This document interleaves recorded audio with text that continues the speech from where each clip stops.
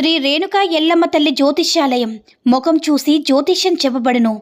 మీ పేరు బలము, మీ భవిష్యత్తులో జరిగేది జరగబోయేది చెప్పబడును. మీ కుటుంబ సమస్యలు, చదువు, ఉద్యోగం, మనశ్శాంతి, ఆరోగ్యం మరియు సకల సమస్యలకు పరిష్కారం చెప్పబడును. భయము, అనారోగ్య సమస్యలు, అనుమానం, చెడు పూజలకు కూడా పరిష్కారం చూపబడును. ఎటువంటి వ్యాధులకైనా సరే మూలికా వైద్యం చేయబడును. గురూజీ లక్ష్మణ్ రాజ్ గారి ఫోన్ నంబర్ 8466923012. ఓం సాయిరామ్. సమర్థ సద్గురు సాయినాథ్ మహారాజ్ కి జై. సాయిబాబా భక్తులందరూ కూడా నమస్కారం అండి. సాయినాథుని ఆశీస్సులతో అందరూ కూడా సుఖంగా, సంతోషంగా, అష్టైశ్వర్య, ఆరోగ్య, అభివృద్ధితో ఉండాలని మనస్ఫూర్తిగా కోరుకుంటూ ఈరోజు ఈ వీడియోని మొదలు పెడుతున్నాను. ఈరోజు వీడియో ఏంటంటే, తల్లి నీ మంచి కోరే గురువుగా హెచ్చరిస్తున్నాను. నిర్లక్ష్యం చేస్తే అగాధంలో పడిపోతావు బిడ్డ అని మన బాబాగారు అయితే ఈరోజు మనకి అద్భుతమైనటువంటి సందేశంతో అయితే మన ముందుకు వచ్చారండి.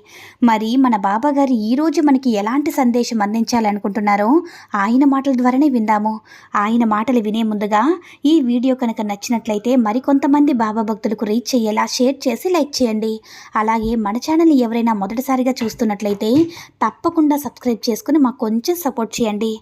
బిడ్డ, నీ వల్ల అయిన ప్రతి పని కూడా, ప్రతి ప్రయత్నం కూడా నువ్వు చేస్తూనే ఉన్నావు. గెలుపు కనిపించే ప్రతి దారిలో నువ్వు వెళుతూనే ఉన్నావు. నాకు ఎప్పటికైనా గెలుపు వస్తుంది అనే మనోధైర్యంతో, మీ సాయి మీద నమ్మకంతో ఎదురు చూస్తూ ఉన్నావు బిడ్డ. అలాంటి నీకు నువ్వు ఎన్ని ప్రయత్నాలు చేసినా అవి వృధా అయిపోతున్నాయని ఎంతో బాధపడుతున్నావు కదా తల్లి. తర్వాత మళ్ళీ ఆ పనిని మొదలు పెడితే మొదటికే వస్తుందేమని ఆలోచిస్తూ ఉన్నావు. ఇదే కదా నీ మనసును బాధ పెడుతున్న సంఘటన. అదే జరుగుతుందా లేదా అన్న సందేహంలోనే ఉన్నావు కదా బిడ్డ. ఆ భయమే నిన్ను జీవితాంతం కూడా బాధ పెడుతుంది. నీ మనసును ఎప్పుడు కూడా ఆలోచిస్తూనే ఉంటుంది బిడ్డ. ఇది నిజమే కదా బిడ్డ.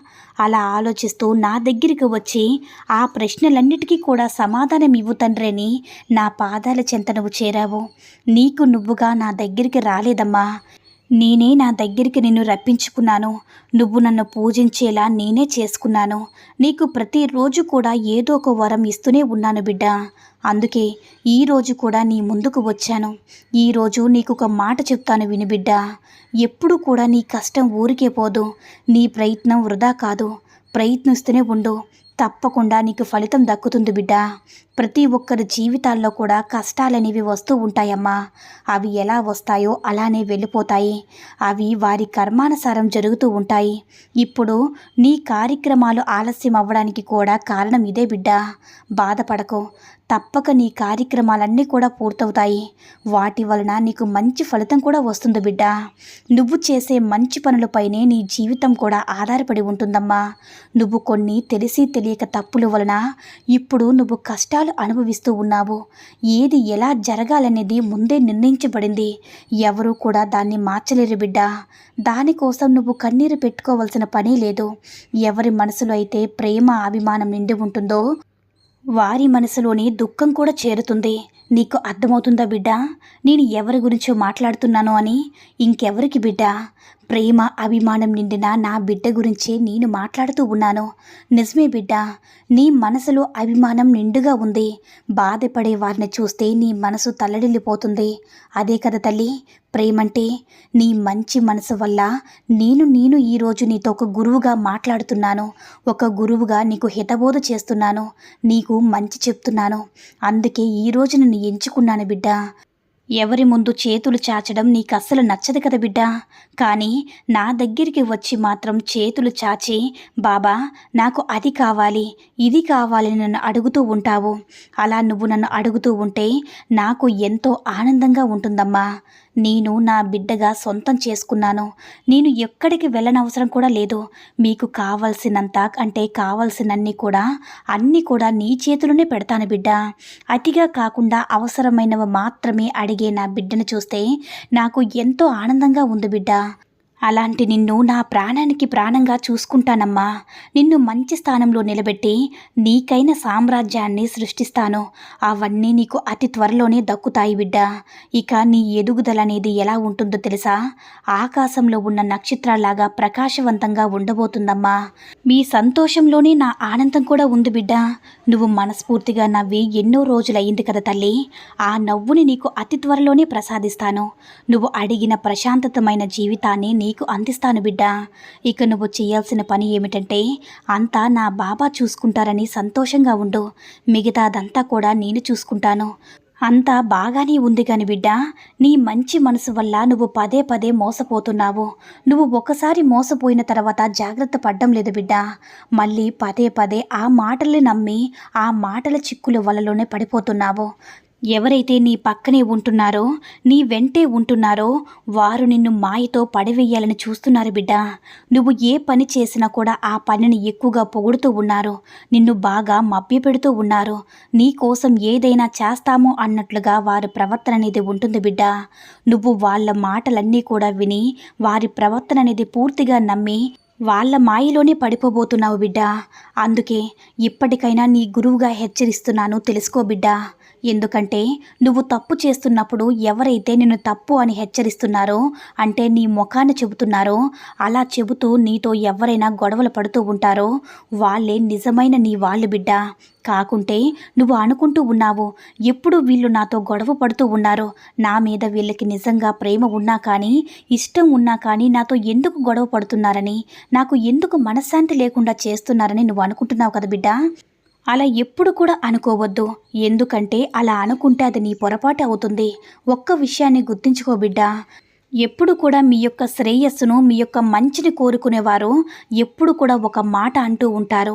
అంటే నీకొక మాట, నువ్వు ఏదైనా చెడు దారిలో వెళితే అది చెడు దారి, అది మంచిది కాదు, ఆ దారిలో వెళితే నువ్వు బాగుపడవు అని నీకు హెచ్చరిస్తూనే ఉంటారు.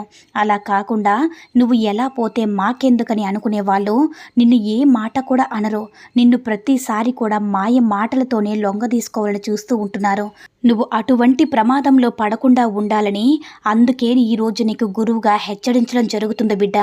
ఈ విషయంలో స్నేహితుడైనా కానీ మరెవరైనా కానీ నువ్వు ఎంత గుడ్డిగా నమ్మావంటే అంత మోసపోతావని గుర్తుంచుకో బిడ్డ.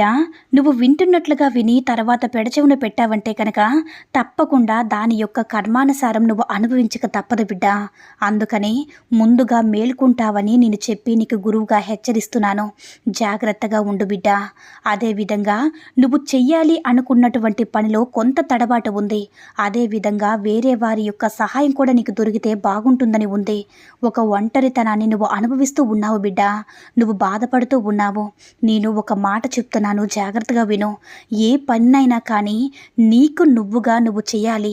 నువ్వు భయపడినా లేకపోయినా, భయం లేకుండా చేసినా సరే ఆ పని తప్పకుండా జరిగే సమయానికి జరిగి తీరుతుంది బిడ్డ. అందుకని అది అలా వదిలేసి ఆ పని కోసం నువ్వు ఎంతైతే చేయగలుగుతావో అంతవరకు చేయబిడ్డ. దానిలో నీకు వేరే వారి యొక్క సహాయం నీకు కావాలంటే అనుభవజ్ఞుల సహాయం తీసుకోవడం మంచిది. అలా కాకుండా ఎవరు పడితే వారికి నీ యొక్క పనిని గురించి చెప్తే వారు ఏదో ఒకటి చెప్పి నీ యొక్క భయాన్ని ఇంకా ఇంకా పెంచుతారు బిడ్డ. కాబట్టి ఎప్పుడు కూడా నువ్వు ఏదైనా సరే చెయ్యాలి అనుకుంటే ఆ పనిలో అనుభవం ఉన్న వారికి మాత్రమే చెప్పు బిడ్డ. అలా కాకుండా ఎవరికి పడితే వాళ్ళకి చెప్పి నీ భయాన్ని ఇంకా ఇంకా పెంచుతారు.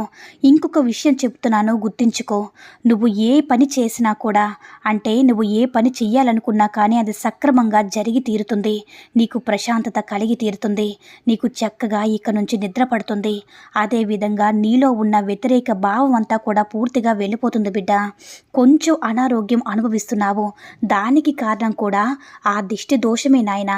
కనుక వీలైనంత త్వరలో నీ దిష్టి దోషాన్ని తొలగించుకునే ప్రయత్నాన్ని చెయ్యు.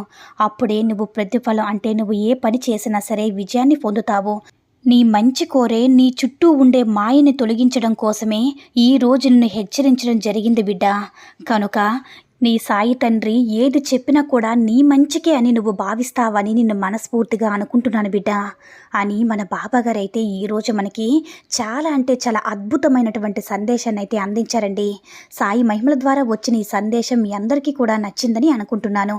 ఈ వీడియో కనుక నచ్చినట్లయితే మరికొంతమంది సాయి భక్తులకు రీచ్ అయ్యేలా షేర్ చేసి లైక్ చేయండి. అలాగే మన ఛానల్ని సబ్స్క్రైబ్ చేసుకుని మాకు మరింతగా సపోర్ట్ చేయండి. జై సాయిరామ్.